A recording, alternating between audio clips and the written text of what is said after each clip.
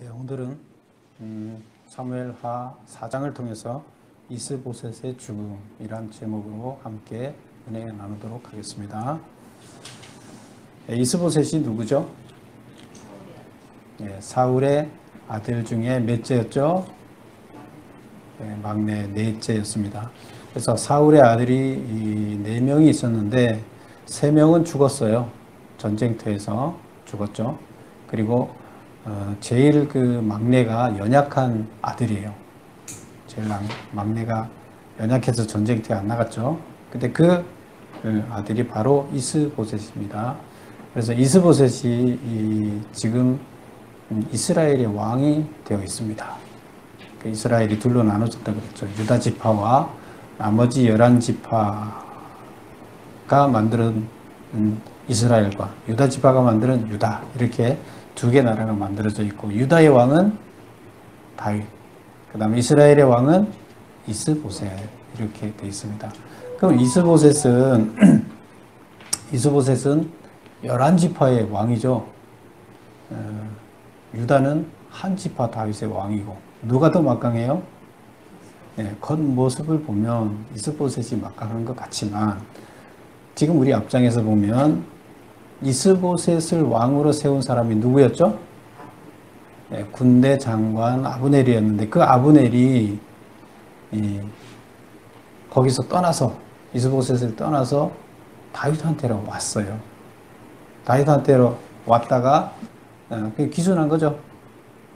내가 이제 당신을 왕으로 삼겠어 하고 왔고, 그쪽을 버렸어요. 이스보셋을 자기가 왕으로 세워놓고 자기가 권력을 장악하기 욕심으로 이스보셋 호수아비를 세웠다가 빠져나오니까 이스보셋은 지금 정말로 호수아비가 된 거죠.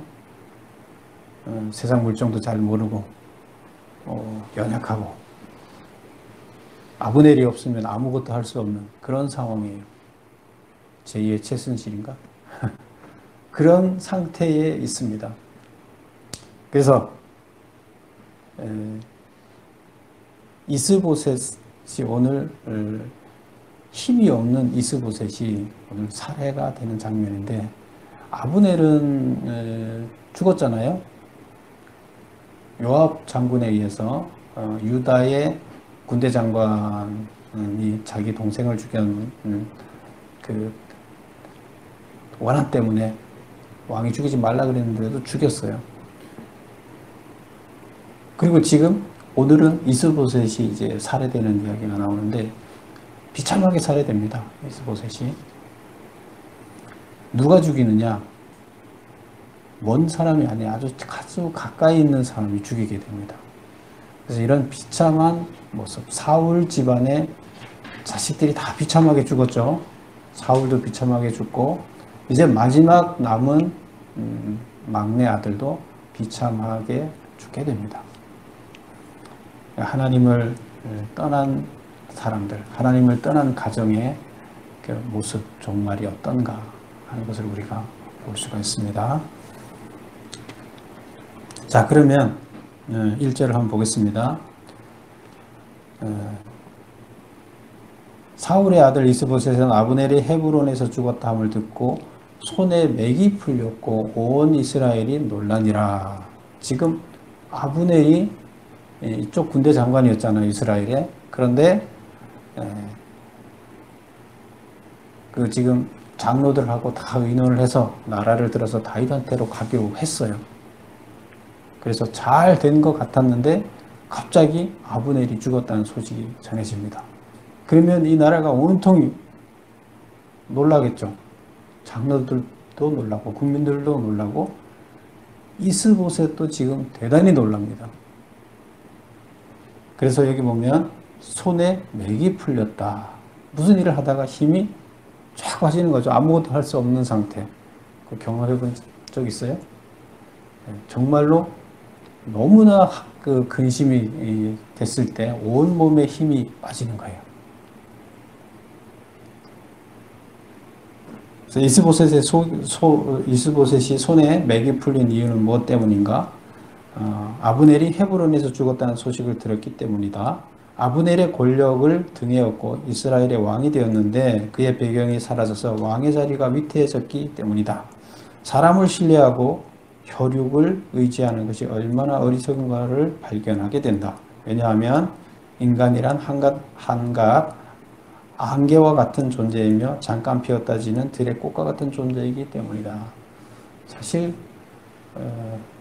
아브넬을 믿고 의지했죠. 이스보셋이. 그런데 사실 아브넬은 아무것도 아닌 거죠. 참으로 믿고 의지하려면 나라를 통치해서 그 큰 나라를 하나님 뜻대로 밀고 나가고 이끌어 나가고 하나님을 의지했어야 되는 건데 사람을 의지한 거죠. 그래서 사람을 의지했을 때 안개와 같은 아무 연약한 존재 그래서 이스보셋이 지금 그런 상황이 됐어요. 안개가 갑자기 아름다운 안개처럼 보였는데 금방새 사라져 버렸어요. 자기 힘이 될 줄 알았는데 전혀 힘이 되지를 못하는 거죠. 오히려 방해가 되는 거죠. 그래서 이스보셋은 지금 절망 가운데 있습니다. 맥이 풀렸다. 완전 절망 가운데서 아무것도 할 수 없는 멘붕 상태가 된 거죠. 자, 두 번째 보겠습니다. 이스보셋의 죽음이 주는 의미는 무엇인가? 사울 집안의 마지막 남은 자의 죽음은 더 이상 사울 집안에서 왕위를 승계할 자가 없음을 의미한다. 그죠? 사울 집안에 이제 아들이 4명 있었는데 마지막 죽었잖아요. 그 승계할 자가 없어요. 그럼 이제 사울 집안은 끝난 거예요. 그 다음에 하나님이 사울 집안에 더 이상 왕위를 허락하지 않으며 왕위를 거둬가셨음을 알 수 있다. 이제 두 가지 다 같은 얘기긴 하지만 이것은 하나님께서 걷어가셨다는 것을 또 우리가 알 수 있다. 이렇게 다른 시각에서 볼 수가 있는 거죠. 그래서 이스보셋이 죽은 것은 결국 하나님께서 그 집안에서 왕위를 걷어가신 거고 더 이상 대를 이을 자도 없는 거예요. 근데 오늘 죽인 사람이 이스보셋을 죽인 사람이 바나와 레갑이에요. 바나와 레갑인데 그 바나와 레갑이 누군가 2절을 볼까요? 사울의 아들 이스보셋에게 군 지휘관 2사람이 있으니 이스보셋의 군 지휘관이요. 장수예요. 이스보셋의 한 사람의 이름은 바나요. 한 사람의 이름은 레갑이라. 베냐민 족속. 사울이 무슨 족이죠? 무슨 지파예요? 사울이 제일 연약한 지파가 어디죠? 베냐민. 사울이 베냐민 지파예요. 베냐민이 원래 12자식 중에 막내죠. 제일 연약해요. 그 세력이 좀 작아요. 그런데 지금 여기 있는 사람도 군 지휘관 2사람도 바나와 레갑도 바로 베냐민 지파예요. 그러면 같은 족이죠. 다른 11지파 중에서도 자기 지파의 장관들은 특별히 다른하고 좀 틀리겠죠. 같은 집안 사람이라고 봐야 되는데 그런데 그 두 장관이 있었는데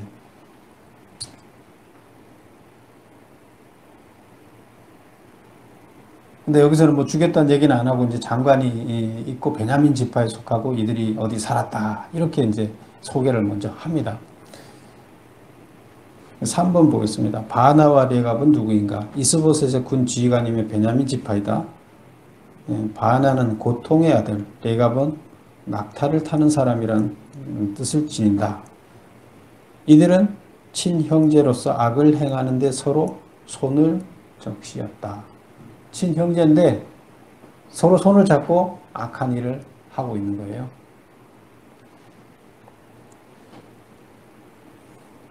그러면 4절을 한번 보겠습니다. 4절. 사울의 아들 요나단에게 다리 저는 아들 하나가 있었으니 이름은 무비보셋이라. 사울의 아들 넷 중에 첫 번째 아들이 요나단이었죠. 다윗하고도 친해졌죠. 근데 그 요나단한테 다리 저는 아들이 하나 있었어요. 근데 여기 보면 다리 저는 아들 하나가 있었는데 이름은 무비보셋이라. 이름이 비슷하죠. 이스보셋 무비보셋 근데 틀리죠? 헷갈리면 안 됩니다. 그러면 이스보셋하고 무비보셋하고는 무슨 사이예요? 삼촌과 조카 사이죠. 그쵸? 요나단의 형제가 이스보셋이잖아요. 그러니까 이스보셋하고 요나단의 아들하고는 삼촌과 조카 사이가 되는 거죠. 근데 무비보셋이 조카, 이스보셋이 삼촌 이렇게 되는 거죠. 다리 저는 아들이 있었는데 이름은 무비보셋이라 사울과 요나단이 죽은 소식이 이스라엘에 올 때에 그의 나이가 5살이었는데 그 유모가 안고 도망할 때 급히 도망하다가 아이가 떨어져 절개되었더라. 그래서 전쟁에서 사울도 죽고 사울의 아들 세 형제가 다 죽잖아요. 그래서 요나단도 죽었다는 소식을 듣고 이 소식이 전해지니까 이제 이 요나단 집안에서는 무슨 일이 일어나겠어요? 아, 큰일 났다. 이제 블레셋 군대가 우리 특히 왕가 집안의 가족들을 다 잡아서 죽일 것이다. 두려움에 빠진 거죠. 그럼 어떻게 해야 돼요? 도망가야 되는 거예요. 어디로 도망가요? 그 장소는 모르지만 도망가는 거예요. 그런데 유모가 급히 그 소식을 듣고 애를 도망시켜야 되겠다고 가다가 애를 떨어뜨렸어요. 5살인데 떨어뜨려서 다리가 다쳐서 절개됐습니다. 이스라엘에서는 이게 다리가 저는 사람은 왕이 될 수 없어요. 원래. 그래서 하나님한테 바칠 때, 제물로 바칠 때 어떤 제물을 바쳤어요? 흠결이 있는 다리를 전다든가 하여튼 병이 있는 예물은 드리면 안 돼요. 완전한 예물을, 정결한 예물을 드려야 되는데 사람도 다쳤다, 무슨 장애가 있으면 하나님의 일을 하는 것에서 배제를 시켰습니다. 이스라엘은 그랬어요. 지금 오늘날 그렇게 하면 큰일 나겠죠? 근데 그때 당시는 그렇게 돼 있었어요. 그래서 흠결이 있는 사람은 왕이 될 수가 없다고 봤어요. 그 무비보셋은 왕이 될 수가 없는 거죠. 장손이기는 하지만 자격이 없어요. 근데 여기서 굳이 무비보셋 이야기를 왜 하겠어요? 앞으로 또 무비보셋과 다윗과의 관계가 나옵니다. 근데 요나단하고 다윗하고 친했었죠. 근데 다윗이 요나단하고 그 약속을 맺으면서 요나단은 이미 해달라고 한 게 뭐였죠? 나는 네가 왕이 되게끔 내가 도와줄 테니까 너가 왕이 되거든 우리 가정을 지켜달라 이렇게 얘기를 한 거예요. 지금 자기네가 왕가지만 왕이 너가 되게끔 내가 도와주겠다. 하나님 뜻이니까. 그런데 너가 왕이 되거든 우리가 왕이 되면 우리를 죽여야 되잖아요. 우리 가족을. 죽이지 말고 우리 가족들을 다 돌봐달라. 이렇게 부탁을 했습니다. 그리고 그 약속을 서로 했었어요. 그럼 지금 이 무비보셋은 다윗이 잘 돌봐야 할 사람 중에 하나가 되겠죠. 4절에 5절에 보면 부에롯 사람 림몬의 아들 레갑과 바하나가 길을 떠나 볕이 쬐을 때쯤에 이스보셋의 집에 이르니 이제 이스보셋 왕집에 이스라엘 왕집에 갔어요. 근데 그 장군이 자기가 모시는 왕집에 간 거죠. 왕실에 간 거죠. 마침 그가 침상에서 낮잠을 자는지라 레갑과 그의 형제 바하나가 밀을 가지러 온 채 하고 집 가운데로 들어가서 그의 배를 찌르고 도망하였더라. 왜 밀을 가지러 와요? 네, 밀은 식량이에요. 그 주식이잖아요. 그쪽 빵을 만들어 먹는 주식이 밀이니까. 그래서 병사들한테 먹이를 주려면, 밥을 먹이려면, 빵을 먹이려면 뭘 해야 돼요? 왕실에 가서 곡식을 갖고 와야 되는데 그 밀을 가지러 가는 채 하면서 들어간 거예요. 장수가 그러면 평상시에도 그렇게 들어갔다는 얘기죠. 평상시처럼 밀을 가지러 들어간 거예요. 그리고 들어가서 사실은 이번에는 밀이 목적이 아니라 죽이러 온 거죠. 그리고 도망하였더라. 7절 그들이 집에 들어가 찌르고 이제 갔다 이제 하는데 그 내용을 다 자세히 7절에도 설명을 합니다. 그들이 집에 들어가니 이스보셋이 침상에서 침대 위에 누워 있는지라 그를 쳐 죽이고 목을 베어 그의 머리를 가지고 밤새도록 아라바 길로 갔다. 배를 찔러서 먼저 죽인 다음에 목을 잘라서 아라바 길로 해서, 아라바라는 건 뭐예요?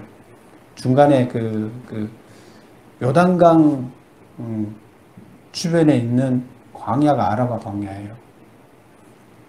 그래서 요단강 서쪽에서 요단강으로 올 때 서쪽은 평지고, 우리나라도 마찬가지예요. 우리나라 동쪽 대관령에서 강릉 내려가는 데는 급경사죠.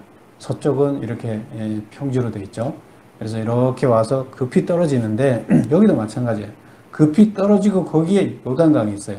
그럼 요단강까지 내려가는 그 높은 데서 내려가는 그 사이가 높새바람처럼 수증기가 증발하고 나면 거기가 건조해져서 사막이 된 거예요. 그래서 그 아라바 광야라고 하는데, 거기를 지나서 8절 보면 해분을에 일어나 다윗 왕에게 이스보셋의 머리를 들이며 머리 잘라갔어요. 이스보셋 머리를. 그리고 다윗한테 머리를 여기 있습니다. 그러면서 뭐라고 하느냐, 왕의 생명을 해하려 했던 원수 사울, 그의 아들 이스보셋의 머리가 여기 있나이다. 당신의 원수, 당신 죽이려 했던 그 원수의 그 아들의 머리가 여기 있다. 여호와께서 오늘 우리 주 대신 왕의 원수를 사울과 그의 자손에게 갚으셨나이다. 그러니까 다윗의 원수를 자기들을 통해서 하나님이 갚았다, 이렇게 하고 이제 하나님 이름을 파는 거예요. 근데 이들이 왜 죽였겠어요? 왕을 왜 죽였어요? 왜 죽였을 것 같아요? 그리고 왜 다윗에게 가요? 왜 죽였는지는 우리는 잘 모르지만 다윗에게 간 걸 보면 우리가 유추해 볼 수 있어요. 왜 죽였어요? 지금 다윗이 어차피 두 나라의 합쳐진 왕이 될 상황이 돼 있잖아요. 장로들도 이미 동의를 다 했어요. 그렇다 그러면 될 거예요. 그럼 자기는 장수인데 반대편 장수잖아요. 어떻게 보면 자기 이제 뭐 잘리고 아무것도 못할 수도 있어요. 상대국의 장수인데. 그런데 이때 오히려 이스보셋을 죽여서 그 머리를 갖다 주면 다윗이 굉장히 기뻐할 것이다. 뭐 이런 생각, 그리고 또 뭐를 좀 얻을 수 있겠다. 우리가 앞전에 본 게 그런 사람이 누가 있었죠?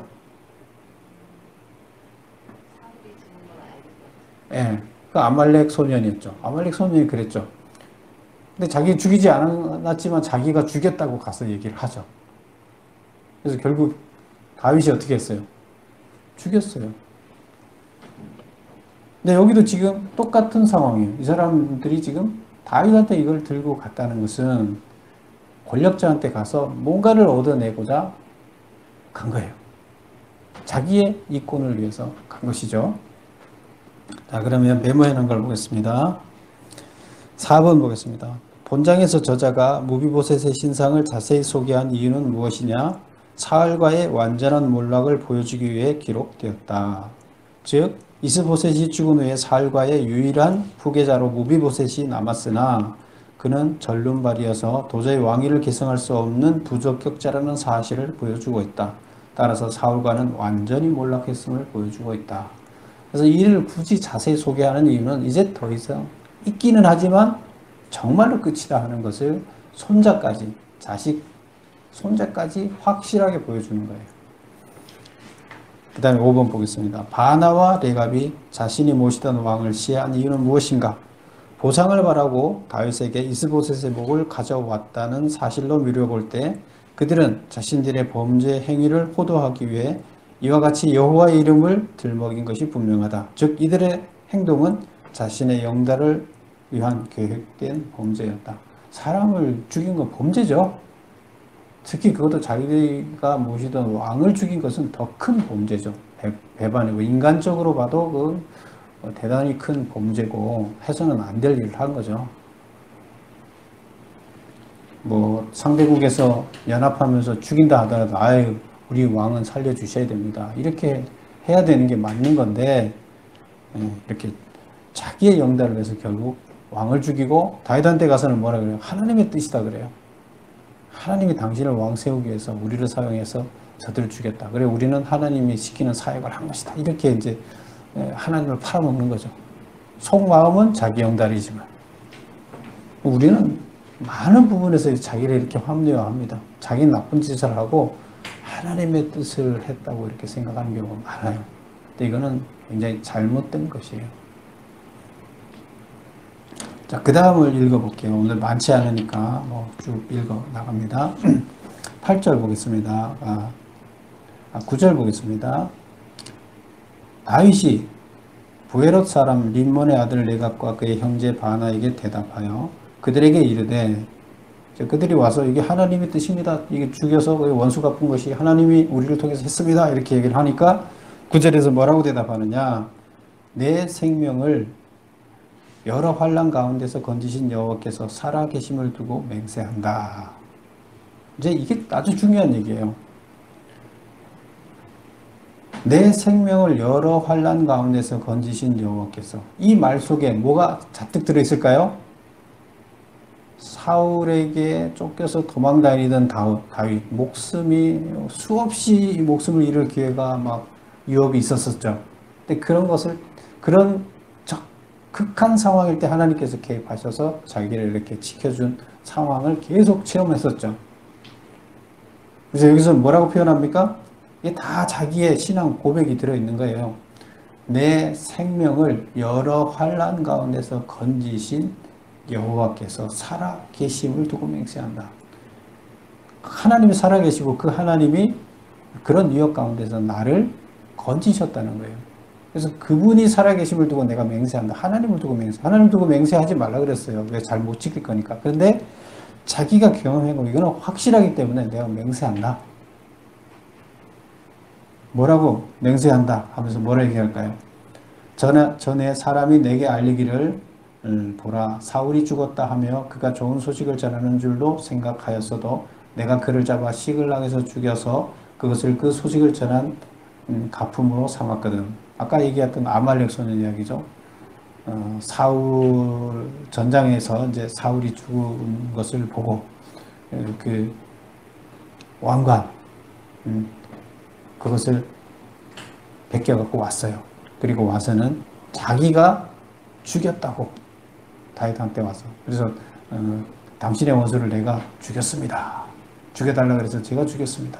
그래서 그 증거로 이 왕관을 가지고 왔습니다. 이렇게 드렸었죠.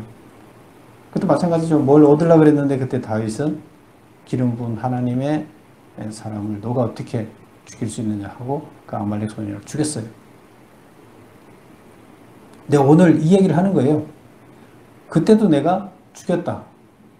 왜 죽였어요? 말은 그렇게 하지만 하나님의 뜻이 아니라는 거죠. 그게 하나님은 아말렉 소년이 그를 죽여야 되는 거예요? 하나님이 하는 게 아니고 아말렉 소년이 꼭 그를 죽여야 되는 거예요?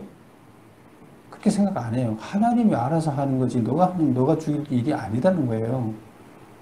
근데 왜 하나님 할 일을 너가 했느냐? 지금도 마찬가지겠죠. 자기가 하나님의 뜻이다 그러고 사람을 죽였는데 다윗은 하나님 뜻이 아니라고 보는 거죠. 그것은. 그리고 자기 영달을 위한 것이라고 봤기 때문에 자기 영달을 위해서 하나님을 팔은 거잖아요. 그거 아니라고 하나님 이름으로 맹세하는데 그건 아니다. 전에도 아니라고 생각해서 그 사람을 죽였다. 그럼 지금 무슨 근거를 만드는 거예요? 너도 그래서 하나님 뜻이 아니고 너 영달을 위한 것이기 때문에 너도 내가 죽일 것이라는 얘기예요. 그 다음 바로 이제 이어서 얘기를 하는 거죠. 전에도 죽였다. 11절 하물며 악인이 의인을 그의 침상 위에서 죽인 것이겠느냐. 지금 이 장수들을 악인으로 보는 거죠. 악인이 이스보셋은 의인이에요. 잘못 안 했는데 죽였으니까. 의인을 그의 집 침상 위에서 죽인 것이겠느냐. 사실 이스보셋은 자기가 왕이 되려고 해서 된 것도 아니고 다른 사람의 욕심에 놀아나서 왕이 된 피해자죠. 지금 또 여기서도 또 자기가 죽어야 할 이유가 없는데 또 다른 사람 이권에 휘둘려서 죽는 거잖아요. 그래서 여기서는 이스보셋을 악인이라고 하지 않습니다. 다윗이 의인이라고 칭하고 자기의 욕심 때문에 이들을 죽이면서 하나님의 이름을 팔아먹은 이 장수들을 악인이라고 이렇게 악인이 의인을 그의 집 침상 위에서 죽인 것이겠느냐. 이런 것들을 내가 그냥 주겠느냐. 그런즉 내가 악인의 피 흘린 죄를 너희에게 갚아서 너희를 이 땅에서 없이 하지 아니하겠느냐. 죽이겠다는 거예요. 너 대가를 치르겠다. 너 범죄했다. 하나님 이름 팔고 너 범죄했으니까 난 너 죽이겠다. 그 대가로 청년들에게 명령하며 곧 그들을 죽이고 수족을 베어 헤브론 목가에 매달고 손발을 잘라서 사람들한테 보게끔 했어요. 왜 손발을 잘라서 매달았어요? 손으로 죽였잖아요.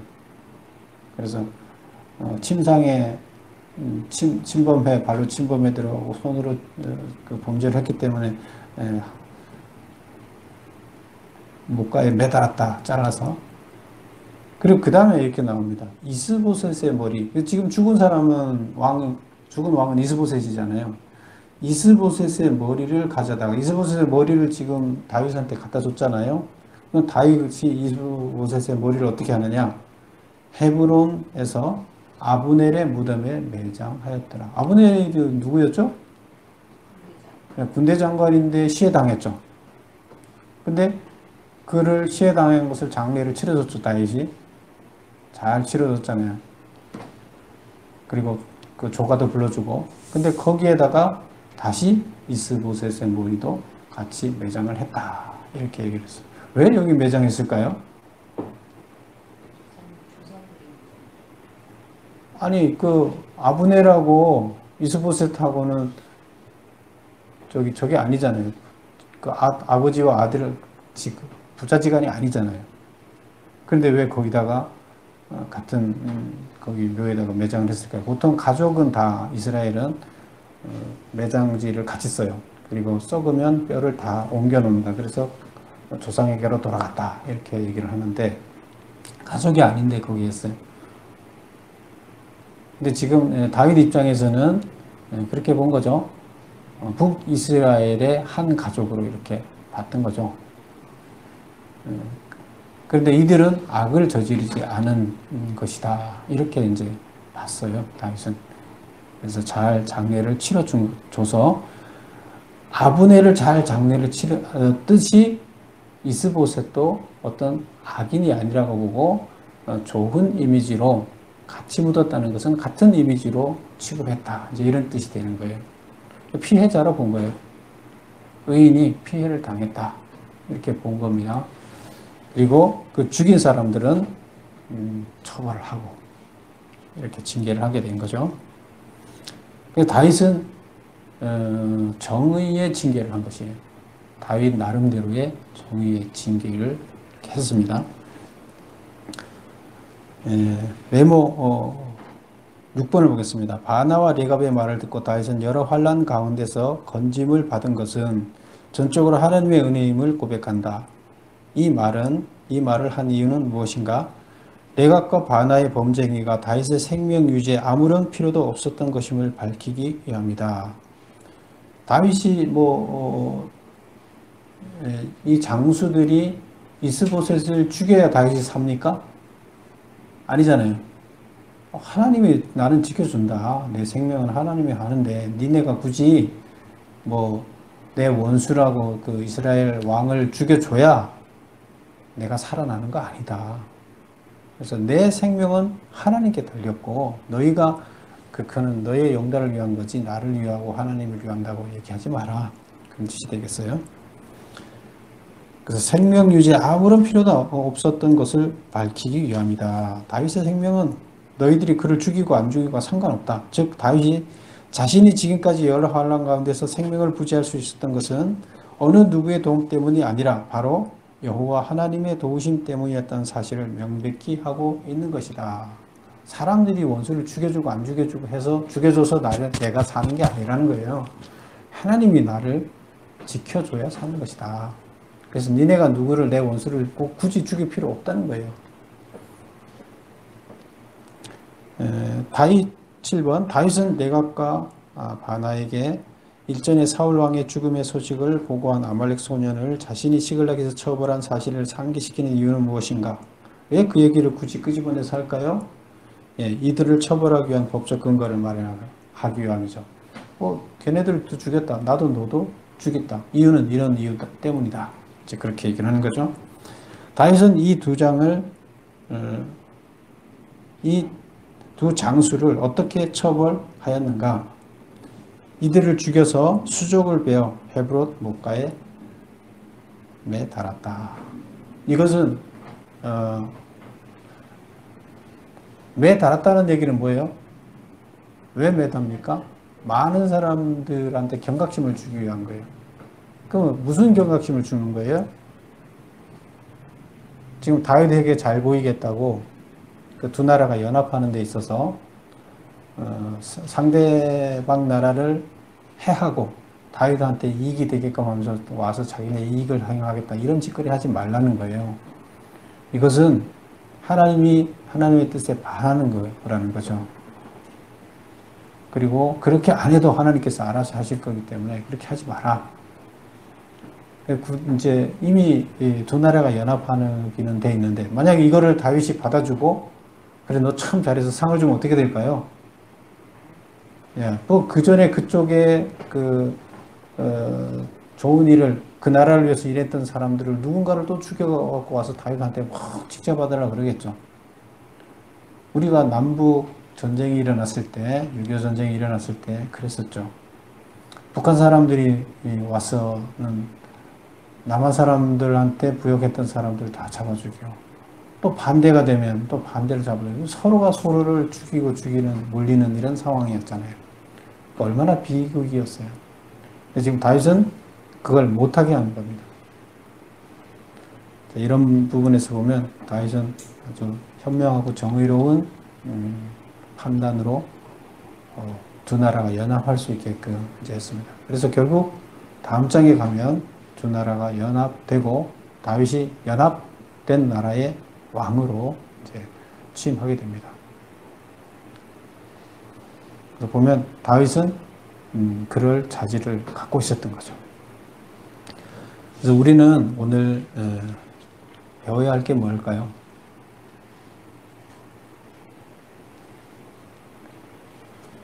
우리가 세상을 살면서 계속 우리는 여기에 나오는 장수들 같은 모습으로 우리는 살아요. 세상에서는 그렇게 해야 살아남으니까요. 근데 다윗이 한 얘기, 하나님이 살아 계심을 두고 맹세한다. 내가 여지껏 살아와 보니까 하나님이 살아 계신데 하나님은 반드시 필요할 때 하나님의 역사로 우리 길을 안내하신다. 그러니까 굳이 인간들의 얄팍한 수를 가지고 원수 갖고 누구를 죽이고 살리고 이제 그렇게 할 필요가 없다. 하나님께서 알아서 하시고 하나님께서 길을 여신다. 이런 이야기입니다. 그래서 우리는 우리의 생각, 유한한 우리의 생각, 그리고 인간을 의지하는 우리들의 모습 이런 것들을 좀 내려놓고 그다음에 세상에서의 이익을 좀 내려놓고 하나님께서 뭘 원하시는지 하나님의 나라를 만들면 어떻게 해야 되는지 하나님의 뜻이 무엇인지에 초점을 맞추고 그것을 바라봐야 됩니다. 다윗이 이렇게 이야기할 수 있고 이렇게 바라볼 수 있고 나라를 이렇게 끌고 갈 수 있었던 것은 그동안 다윗이 많은 훈련 과정을 통해서 다윗도 잘못했지만 훈련받으면서 하나님을 만났기 때문이에요. 그 절대절명의 순간에 하나님이 도와주신 것을 뼈저리게 체험했기 때문에 극한 상황 왔잖아요. 이제 자기 죽을 상황이 딱 됐는데 그때 블레셋 군대가 쳐들어왔습니다. 그래서 블레셋 그게 중요하지 다윗 잡는 게 중요하지 않다고 바로 철수했죠. 뭐 이런 식으로 하나님께서는 그렇게 보호하신다는 겁니다. 그래서 우리들은 우리의 삶을 통해서 다윗처럼 하나님을 체험하고 하나님의 살아계신 체험을 하고 그것을 통해서 우리의 삶을 변화시켜가고 다른 사람들한테도 그렇게 살도록 인도해 나가야 될 것입니다. 기도하겠습니다.